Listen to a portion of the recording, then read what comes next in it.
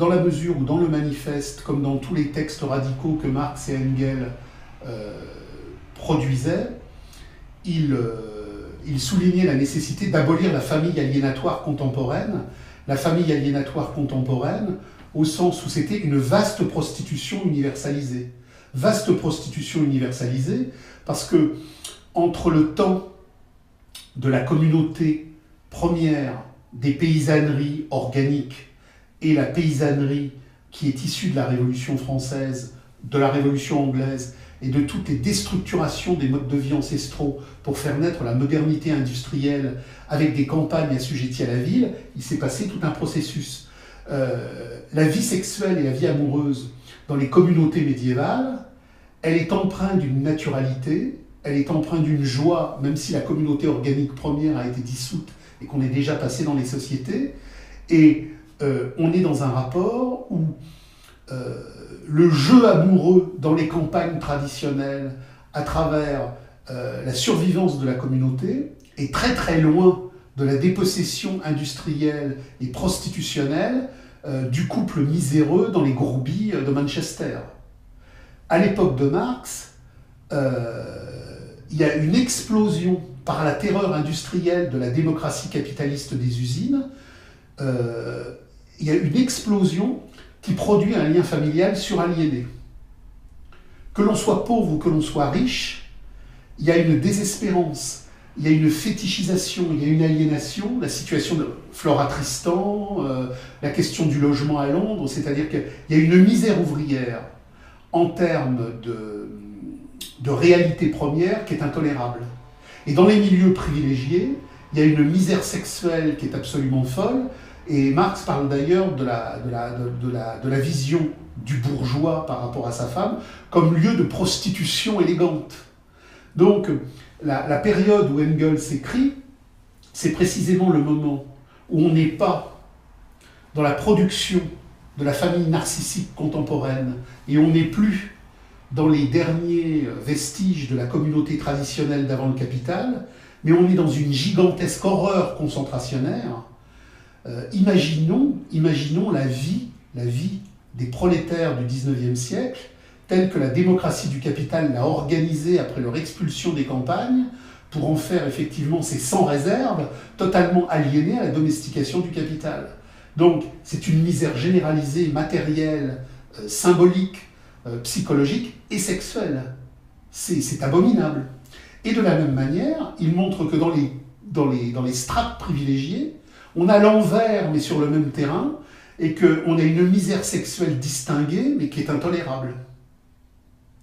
Donc c'est cette critique-là qui est faite, parce qu'effectivement, quand les textes radicaux de Marx et Engels apparaissent, les défenseurs de la normalité capitaliste disent « mais les communistes, au sens de Marx et d'Engels, veulent dissoudre la famille ».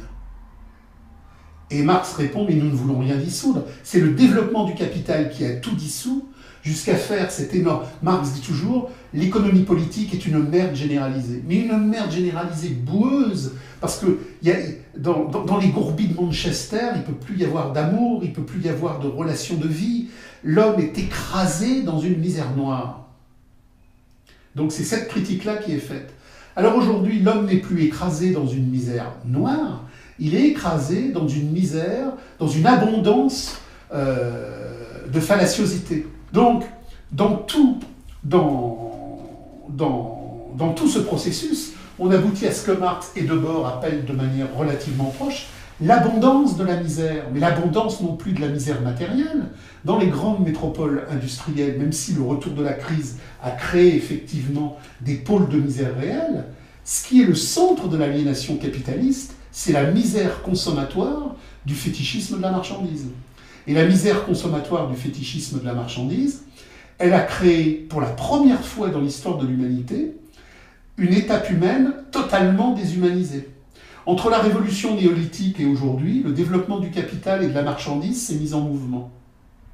Mais plus on avance dans la démocratie et dans la liberté despotique du profit, plus l'homme est déshumanisé, plus l'homme est dessaisi, plus l'homme est réifié, plus l'homme est chosifié. Donc on est rentré aujourd'hui, pour la première fois, dans une histoire où les humains ne sont plus humains.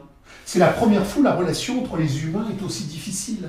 C'est la première fois où la qualité d'humain n'existe plus que comme enveloppe biologique extérieure, mais où il n'y a plus de vie organique, spirituelle, érotique et subversive. Et on le voit dans les couples, et on le voit dans les familles, on le voit avec les enfants, on le voit avec les parents.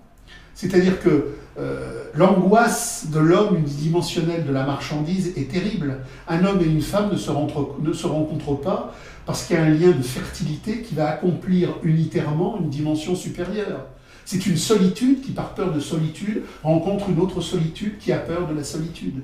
Et de ces deux solitudes qui s'usent dans la solitude, va naître un enfant qui va venir sécuriser la solitude. Et l'enfant, au lieu d'être un lieu de fertilité radicale pour remettre en cause, en pratique réelle, va être un lieu justement de cocooning pathologique intérieur, où le couple va s'enfermer dans l'errance salariale, dans l'errance du loisir, dans l'errance du grandissement de l'enfant. Ah, l'enfant est beau, l'enfant a grandi. Donc ce qu'il faut bien voir, c'est que aujourd'hui le fétichisme de la marchandise, la pathologie triomphante de la dépossession, s'est prise dans une telle dynamique d'emprise qu'elle a confisqué les sexualités, les émotions et toutes les relations individuelles et toutes les relations amoureuses. Le capital se fait amour par consommation narcissique de chimères infinies. Et c'est là où il y a une critique radicale à faire aujourd'hui, mais qui est immensément difficile, parce que nous entrons dans une étape historique qui n'a jamais existé, celle de l'homme réifié total, celle du capitalisme intégral réifié total. La PMA, la GPA, le transhumanisme, c'est les formes spectaculaires de la grande théâtralité qui se montrent. Mais même dans les aspects les plus quotidiens, les plus dérisoires de notre existence, la fétichisation est à l'œuvre. Nous sommes des angoisses aliénatoires en mouvement que le capital a intégrées à son processus de valorisation et qui n'ont pour possibilité d'expression que de se faire une place dans la valorisation narcissique du travail, du couple, de l'enfantement et de tous les mécanismes par lesquels le quotidien demeure la prison du capital.